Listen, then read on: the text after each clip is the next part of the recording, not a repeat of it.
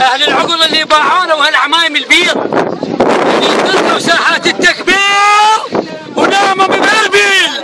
تعال شوف هالمرية عجوز عافتها بنتها وراحت عندها عجز بالقلب، وانا هم عندي عجز بالقلب وعندي عملية، وهسه وقعت فوق الخيمة ولا حد اجى ودار النبال. هسه جبناكم انتم وجيت من ناقركم داري تنقلون معاناتنا للمسؤولين كلهم، مو بس المسؤول سيدنا عبادي وغيره وغيره، الكل المسؤولين.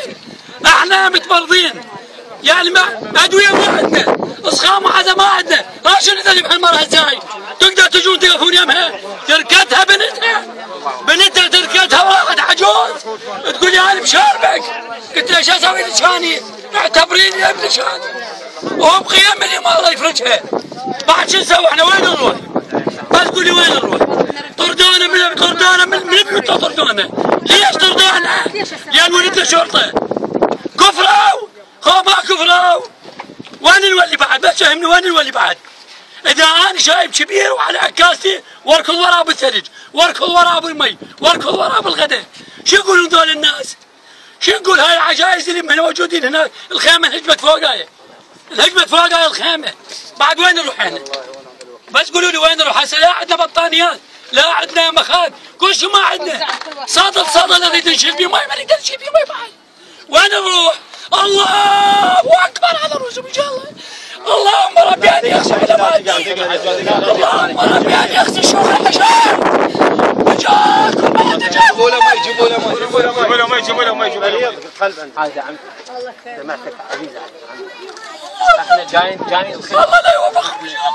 احنا جايين خدمتك والناس ما اعرف والله يجيك الحل انا جاي هنا دا باوع دا اصل يعني احنا وين فالله يخليك وين نروح حتى اليوم الخل ما ضيعنا ما عندنا يوشلون اخذوا كل ما حد وصلنا بس التليفون اخذ الكل بيوتهم ماكو غيرك انت وصلت ماكو اذاعه يجينا مسؤول والله ما حد وصل يشوف مننا اشرب ما يشرب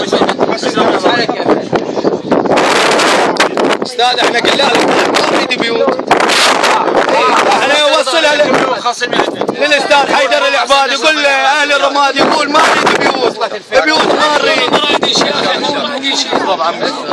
هو بيوت ما نريد احنا مو قاعدين هسه نرجع بصحراء الرمادي نقعد.